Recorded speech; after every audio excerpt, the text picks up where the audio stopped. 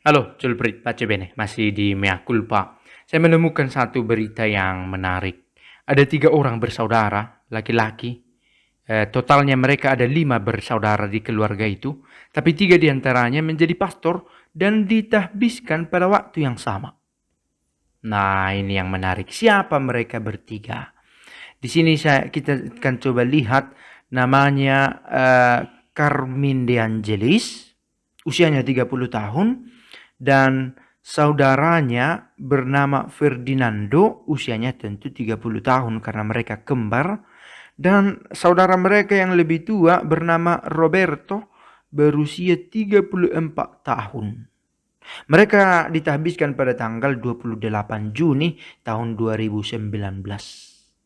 Oke, penahbisnya adalah Uskup Agung Luigi Moretti.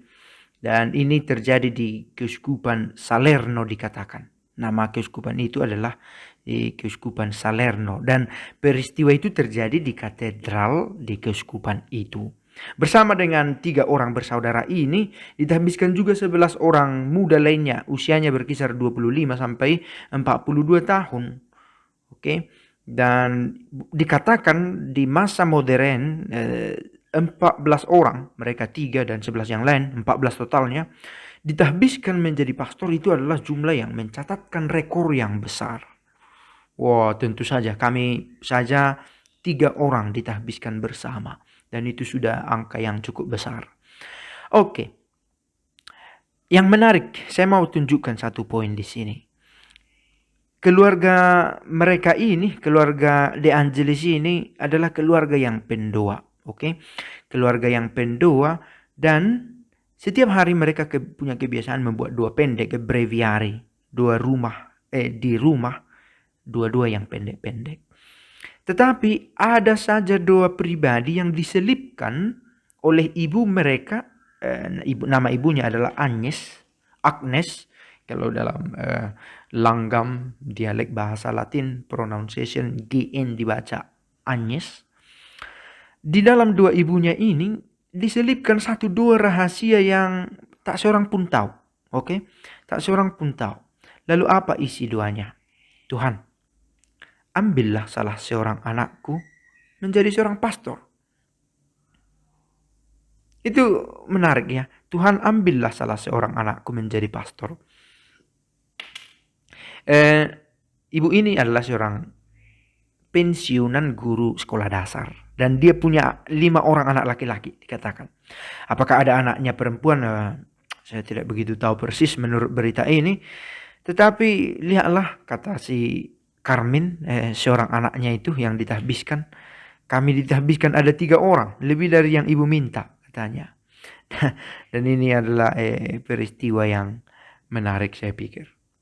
Oke para sahabat, kita ambil berita itu secara ringkas dan kemudian kita mau melihat sakramen pentahbisan itu sendiri sebagai sesuatu yang berharga di dalam gereja.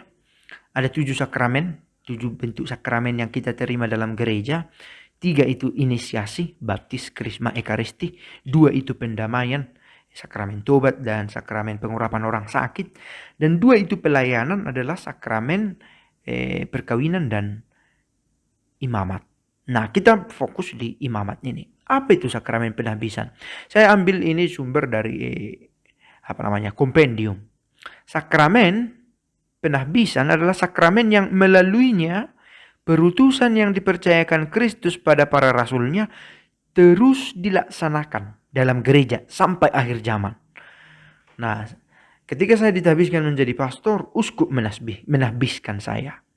Uskup ini dulunya adalah pastor. Uskup ini ditahbiskan oleh uskup pada masanya. Nah, uskup yang menahbiskan uskup ini sebelumnya adalah pastor, ditahbiskan oleh uskup pada masanya. Dan seterusnya dan seterusnya. Demikian menjadi estafet. Karya kerasulan, karya pelayanan yang berawal dari Kristus sendiri. Kristus dengan ke-12 rasulnya membentuk gereja di bumi ini. Begitulah gereja perdana para rasul membangun menunjukkan bagaimanalah kerajaan Allah itu bisa tampil dalam versi terbaiknya di dunia ini. Nah, mengapa sakramen ini disebut penahbisan? Tahbisan menunjukkan tingkatan gerejawi yang dimasuki oleh seseorang melalui upacara pengudusan khusus, ordinatio. Oke, penumpangan tangan, pengurapan minyak. Melalui rahmat khusus Roh Kudus, sakramen ini membuat orang yang ditahbiskan mampu melaksanakan kuasa suci atas nama dan dengan wewenang Kristus untuk pelayanan umat Allah.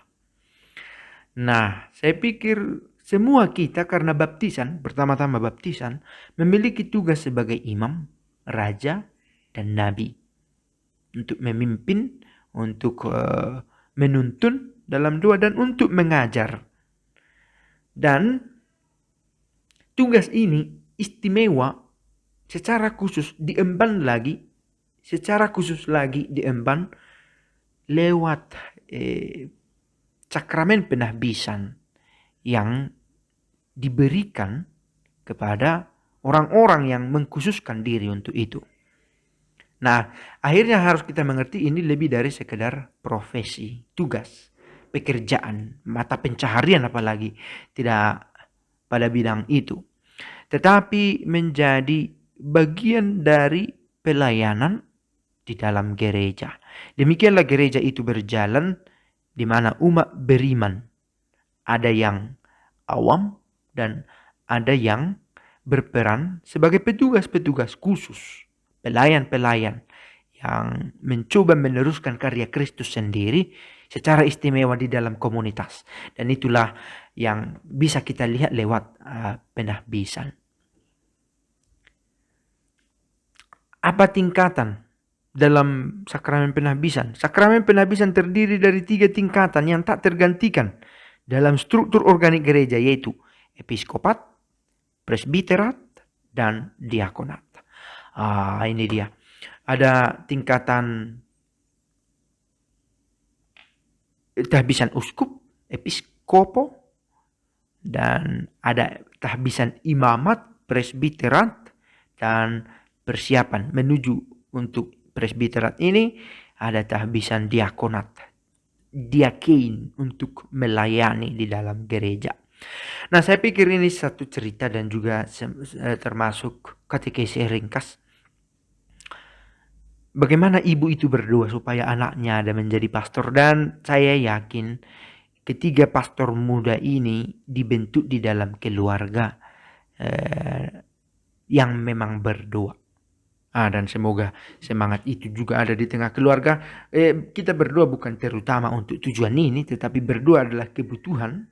Tetapi dalam doa kita menyampaikan yang kita inginkan, sebagaimana ibu Mother Agnes itu, ibu mereka, Tuhan ambillah satu anakku jadi pastor, dan bukan hanya satu tetapi 3. Demikianlah niat-niat baik Allah dengarkan juga dalam doa-doa. Pace bene.